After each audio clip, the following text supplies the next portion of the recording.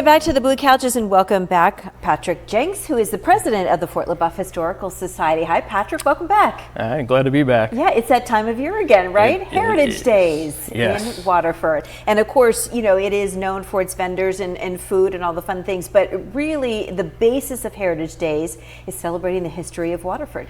Yeah, and you know, the Historical Society started it back in the 70s as, you know, a way to raise money for the Eagle Hotel and really just, you know, try and encapsulate the history of the town and the region, and it's, you know, it's grown, you know, since then, and really now it's a whole town event from the park all the way down to our campus. Right, yeah, you spread out from the park down to where your area is with the Historical Society. So what all do you have planned for this coming weekend? So throughout the course of the weekend, across our campus, we have living history camps, there's demonstrations that are going to be going on, there's history programs, and you know, all of our museums will be open throughout the weekend, and it's just a way to come down, kind of immerse yourself in the history, because we have everything from French and Indian War history.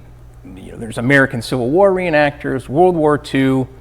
You know, anywhere you walk on our campus, there's going to be history. There's so much history to Waterford. Of course, a lot of us know of George Washington spending time and moving through there. Talk a little bit about what's your favorite part of Waterford's history. So, you know, you kind of hit it. My favorite part is the 18th century history. So telling the story of Washington coming to the French Fort LaBeouf, you know, is really, that's my favorite story. But, you know, all the history, it's great, and you know, we love interacting with the public. All the reenactors that are coming and living historians, they love interacting with the public. So if you come down, like, ask questions, like, they love talking to people. I never really thought too much about the Civil War and having encampments in Waterford. What happened in Waterford during the Civil War? So you know, Waterford gave a lot of its sons to the American Civil War. A lot of residents served in the 83rd Pennsylvania, the 111th Pennsylvania, the 145th. Like, there were several regiments that were raised in part through Waterford, and they would go on and serve in a lot of battles, including Gettysburg, which everybody's familiar with. Right, yeah. Talk a little bit about your organization. Do you have a robust amount of committee members? Is your membership growing? What's happening there in Waterford? Yeah, so I mean, we've been around for almost 50 years now, and you know, it's been, you know, we took a big leap around 2014 when we moved away from just the Eagle Hotel and took on the Judson House, the Fort LaBeouf Museum, the Statue Park, and it's kind of, we've ramped up to what we call our historic campus now. And you know, we've attracted a lot of people. A lot of our volunteers are just excited about history, excited about, you know, serving the community by teaching people, because none of us are paid. We're all volunteers. For the love of it, for the love of the history. Talk a little bit about the Eagle Hotel and its history. It was a hotel in its day. Yes. Yeah, so it was built in 1826, and you know, I'll get it out of the way. George Washington did not stay there. I know, that's always the fable, we get a question, yeah. It came, like, you know, quite a bit later. But you know, it was you know, a really upscale hotel that was built in early Waterford, with early Waterford only being founded in 1795.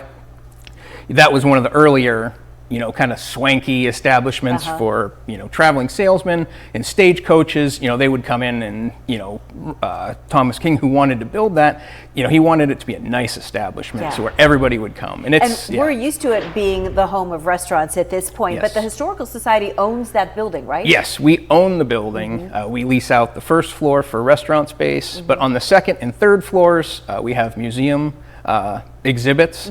Unfortunately, they're going to be closed this weekend, we think. But because we're doing a little bit of rehab work up there. But that has to be done, right? It to preserve it. Yes. With a 200-year-old building, it comes with the territory. But generally speaking, those tours are available. Get past this summer a little bit after some renovations are made. Great. So again, it's this weekend. It opens Friday. What time? Yeah. So our museums will all be open from 10 to 6 on Friday. Saturday is kind of when it really gets going. Saturday from 10 to 6 we'll have our museums, and the camps will be open. Sunday from 10 till 3, all of our museums and camps will be open. And we have stuff like going on throughout the entire weekend. We kick it off Friday night with the Evening in the Garden in our 18th century garden. And we have history programs going on throughout the weekend. And it's for all ages. Yes. History buffs and everyone who just wants to know a little bit more about our community. Yep. Patrick, thanks so much for popping in. Have a great weekend. I'm sure you're well prepared for it. Yes. Yeah, I love it. When we come back, we've got your top 4 at 4 headline story.